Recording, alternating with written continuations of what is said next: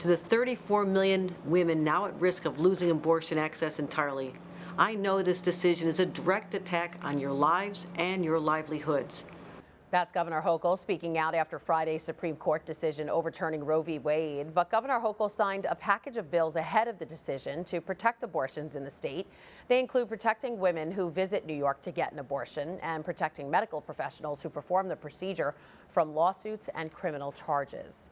Friday's Supreme Court decision did nothing to change the legality of abortion in New York. The 2019 Reproductive Health Act made abortion a fundamental right in the state, and legally, it is impossible to enact regulations or restrictions on abortion, as most other states have done.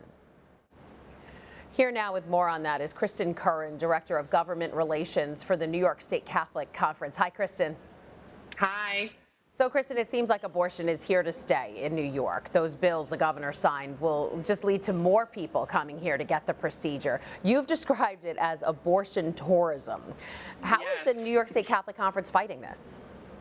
Well, we're trying to offer alternatives and kind of promote our message, which we've been working on now for months in anticipation of this ruling, which is, of course, a culture of life. And so we're really focused on women, pregnant women, families, children, and promoting the things that help them and making sure that we're not boxing women into abortion as their best and only choice.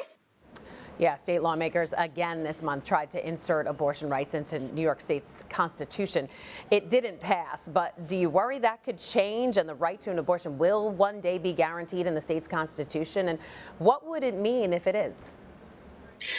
We certainly do worry that could change. It seems to be changing on a dime. What we're hearing from up at the Capitol, it's going back and forth. It was going back and forth at the end of session. So definitely something we're still watching.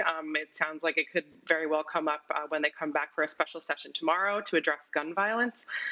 So it's definitely something we think could happen. If it did happen, we've talked all along about the fact that it's very unnecessary. As many people know, in New York, abortion is basically legal until the moment of birth. So it would certainly seem to us like something that's unnecessary.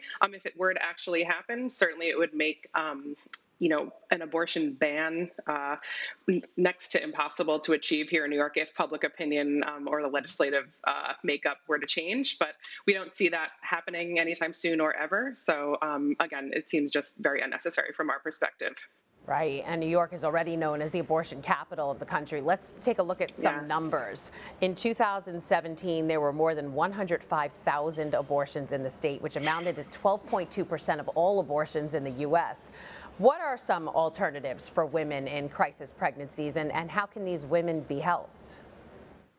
Sure. Well, certainly, the first things, of course, that come to mind are adoption and things like that. So those are things that we always talk about as great alternatives and things that we like to support women in making that choice. And then obviously another alternative is women carrying their pregnancies to term and giving birth to their babies. But of course, women need help and resources to do that. So that goes back to what I said before about our message, this culture of life, walking with moms in need, all things that we've been working on and really have our head down and kind of our mission close to our hearts now as we look forward in this post-Roe world. Yeah, a lot of the U.S. bishops have been pushing that.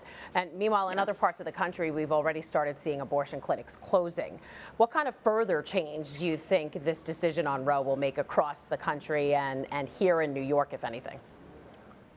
So certainly there's a lot of talk about women now having to drive across state lines and seek out abortions in places where it is legal, if it is illegal where they are. So I guess we are expecting to see some of that and women coming to New York, more women coming to New York for abortions in the wake of this decision. But we would hope that it would lead, as I've talked about, to more people kind of taking up this cause of life and for people to start focusing more on helping women and, helping them carry their babies to term. So hopefully we're going to see a little bit of a renewed push for those alternatives. All right, got to get that word out. Kristen Curran from the New York State Catholic Conference, thanks for being here with us.